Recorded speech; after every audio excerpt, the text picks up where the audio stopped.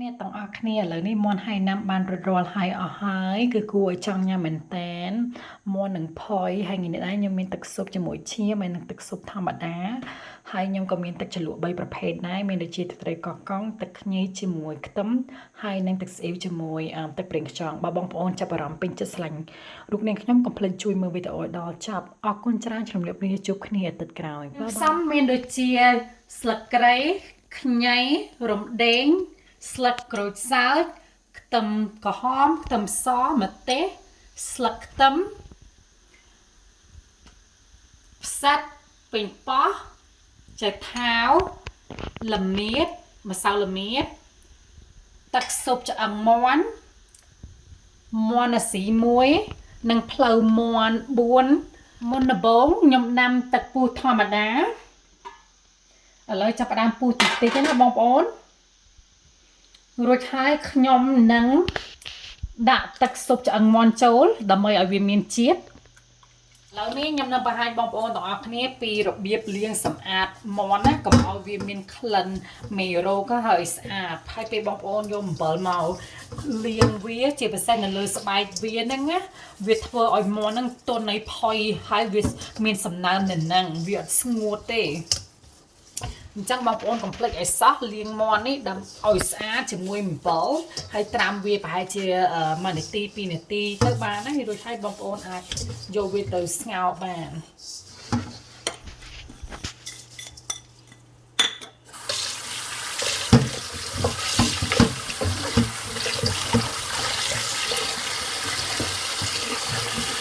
បន្ទាប់រួចខ្ញុំនឹងដាក់គ្រឿងក្រៅចូលមាន់ដើម្បីឲ្យវាមានជាតិហើយមាន់ហៃណាំនេះចិនភាគច្រើនគឺគាត់អត់យកស្លឹកគ្រៃឬរំដេងស្លឹកក្រូចសើចយកទៅស្ងោរឯងគាត់ស្ងោរតែជាមួយខ្ញីជាមួយស្លឹកខ្ទឹមតែប៉ុណ្្នឹងឯងប៉ុន្តែខ្ញុំចង់ឲ្យវាមានជាតិឆ្ងាញ់អញ្ចឹងខ្ញុំត្រូវដាក់គ្រឿងក្រៅនេះចូលស្លឹកគ្រៃមើមខ្ទឹមស្លឹកក្រូចសើច3 4មកហើយនឹងរំដេងរួចហើយដាក់ខ្ញីចូល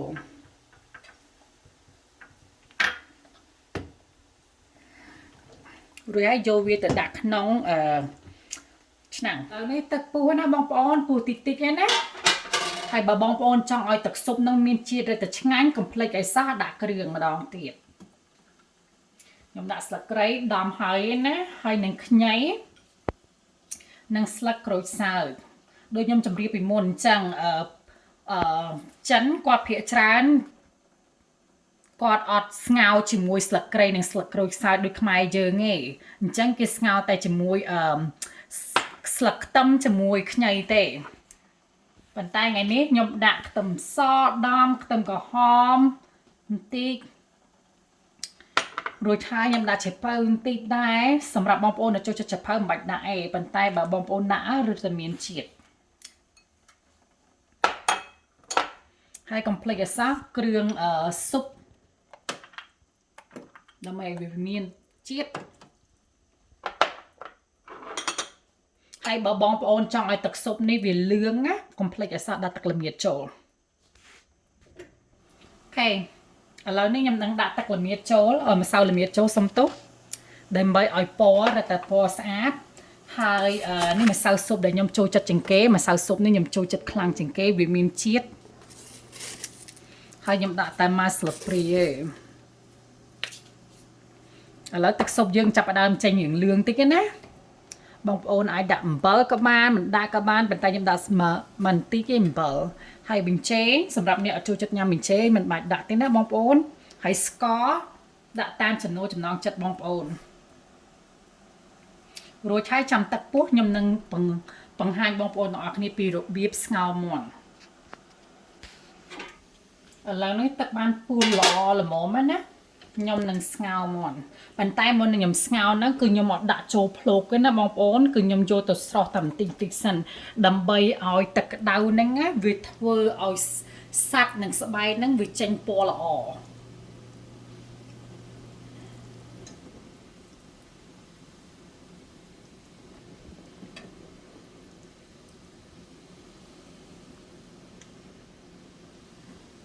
កុំដាក់ចូលភ្លាមអញ្ចឹងហើយឃើញឯឥឡូវសាច់មាន់ឃើញវា វាចេញពណ៌ស្អាតទេហើយវានឹងលឿងហើយវាធ្វើឲ្យស្បែកហ្នឹងនឹងផុយរួចហើយបងប្អូនអាចដាក់មាន់ទាំងមូលហ្នឹងចូលហ្មងហើយអានេះខ្ញុំដាក់មាន់បារាំងតិចណាផ្លូវមាន់ធំមែនតើប៉ុន្តែអត់សូវមានជាតិដូចមាន់អាស៊ីយើងឯងព្រោះវាធំហើយគេដាក់ហូម៉ូនចូលច្រើនពេកអញ្ចឹងទៅវាអត់សូវល្អឯងឥឡូវនេះស្ងោរមាន់តែ20នាទីទេរួចរាល់ហ្មងឥឡូវនេះទឹកបានពុះតិចៗណាបងប្អូនរួចហើយខ្ញុំនឹងដាក់ផ្សិតចូលប៉ុន្តែខ្ញុំសូមជម្រាបម្ដងទៀតថាមាន់ហៃណាំនេះគឺគេអត់ដាក់ផ្សិតទេណាប៉ុន្តែសម្រាប់ខ្ញុំចូលចិត្តផ្សិតអញ្ចឹងខ្ញុំដាក់ដើម្បីឲ្យវាមានជាតិ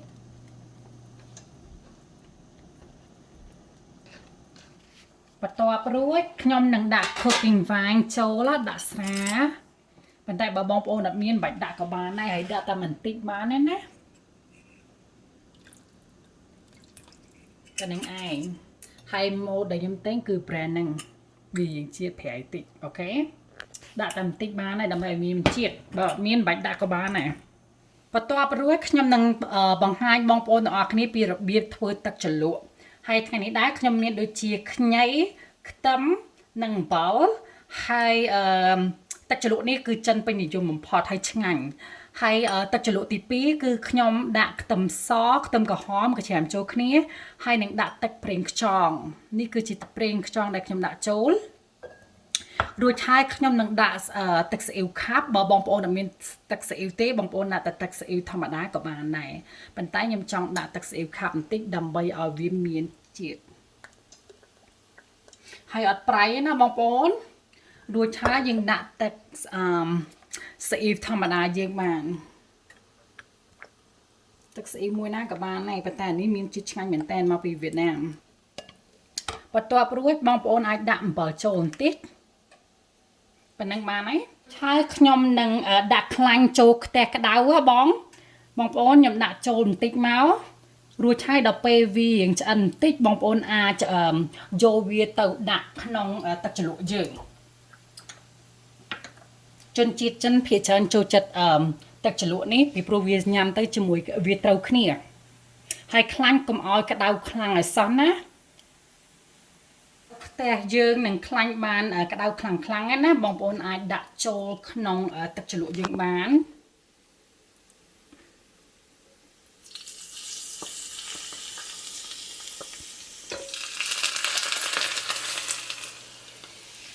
ឃើញទេ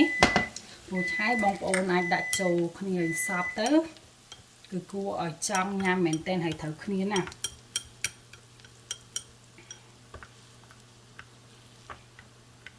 កូរវាឲ្យសពមក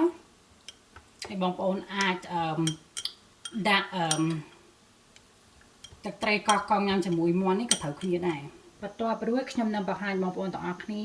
ពីរបៀបឆាបាយមុននឹងយកវាទៅដាំខ្ញុំមានខ្ទឹមក្រហមនិងខ្ទឹមស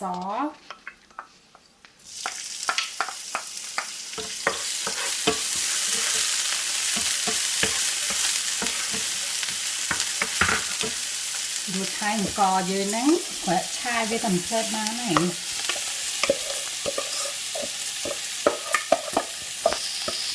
ហើយវាមានជាតិចូលគ្នា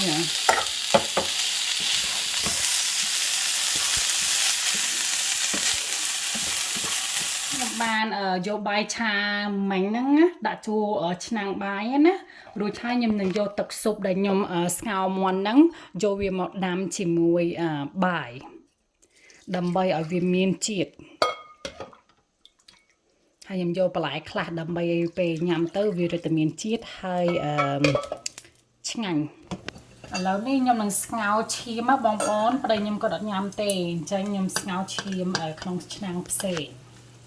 ហើយឈាមពេលដាក់ចូលទៅបងប្អូនអាចយកញ៉ាំទឹកស៊ុបនឹងញ៉ាំនៅក្រៅដាក់កូនចង្កឹះមួយមកហើយខ្ទឹមតិចទៅខ្ទឹមក្រហមខ្ទឹម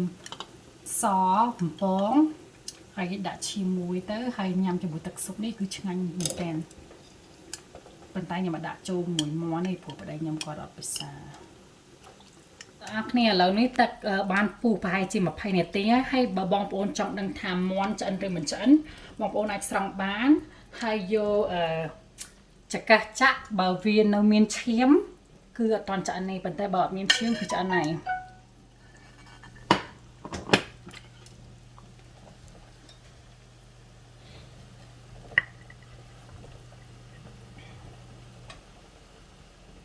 ឥឡូវហ្នឹងវាមានឈាមណាអញ្ចឹងឆ្អិនណាហើយបើបងប្អូនចូលចិត្តញ៉ាំត្រជាក់បងប្អូនអាចយកសាច់មាន់នេះ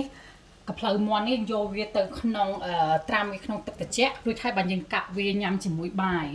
ប៉ុន្តែបើបងប្អូនចង់ញ៉ាំក្តៅៗអញ្ចឹងក៏បានដែរណាបងប្អូនសម្រាប់បងប្អូនដែលគាត់ចូលចិត្តញ៉ាំមាន់ត្រជាក់បងប្អូនអាចយកកភ្លៅមាន់នេះយកទៅត្រាំជាមួយទឹកកកបានរួចហើយដល់ពេលវាត្រជាក់បងអាចស្រង់វាចេញមកហើយយើងកាប់វាញ៉ាំជាមួយបាយខ្ញុំដាក់វាចូលជាមួយទឹកត្រជាក់កន្លែងខ្ញុំរស់នៅគឺត្រជាក់ខ្លាំងមែនតើអញ្ចឹងទៅទឹកក៏ត្រជាក់ខ្លាំងដែរអ្នកទាំងអស់គ្នាឥឡូវនេះខ្ញុំបានស្រង់មាន់នេះចេញពីទឹកកកហើយណារួចហើយបងប្អូនអាចឃើញថាសាច់មាន់គឺគួរឲ្យចង់ញ៉ាំមែនតើហើយសាច់ទាំងល្អហើយនឹងមានជាតិហើយនឹងសំណើមរួចហើយងាយអត់ប្រហែលអេសបើបងប្អូនចូលចិត្តញ៉ាំក្តៅស្រង់តែមកពីទឹកស៊ុបញ៉ាំជាមួយចានចង្កឹះក៏បានឬយកវាញ៉ាំជាមួយសាច់មាន់ត្រជាក់ក៏បានដែរអូខេអ្នកទាំងអស់គ្នាឥឡូវនេះខ្ញុំបានយកកភ្លៅមាន់ចេញពីទឹកត្រជាក់ណាឥឡូវនេះគួរឲ្យចង់ញ៉ាំមែនតែនហើយបងប្អូនអាចញ៉ាំអញ្ចឹងក៏បានឬបងប្អូនអាចញ៉ាំកាប់ក៏បានជាមួយបាយនិងទឹកស៊ុបជាមួយឈាមបងប្អូនអាចធ្វើចឹងបានឬសម្រាប់បើបងប្អូនចូលចិត្តញ៉ាំជាមួយក្តៅបងប្អូនអាចដួសមកពីស៊ុបក៏បានដែរស្រួលធ្វើមែនតើឥឡូវនេះសាច់មាន់យើងបានចាត់ហើយណាបងប្អូនទាំងអស់គ្នាឃើញឯគួរឲ្យចង់ញ៉ាំមែនតើហើយវាមានសំណើមស្រស់ស្អាតវាមើលទៅអត់ស្ងួតទេហើយនឹងមានជាតិហើយបើបងប្អូនចង់ញ៉ាំចេះត្រជាក់ជាមួយបាយក៏បានឬបងប្អូនចង់ញ៉ាំក្តៅជាមួយទឹកស៊ុបក៏បានដែរហើយអ្នកទាំងអស់គ្នាឥឡូវនេះមាន់ហៃណាំបានធ្វើរួចរាល់ហើយគឺគួរឲ្យចង់ញ៉ាំមែនទែនហើយស្រួលធ្វើបំផុតអរគុណច្រើនជម្រាបលា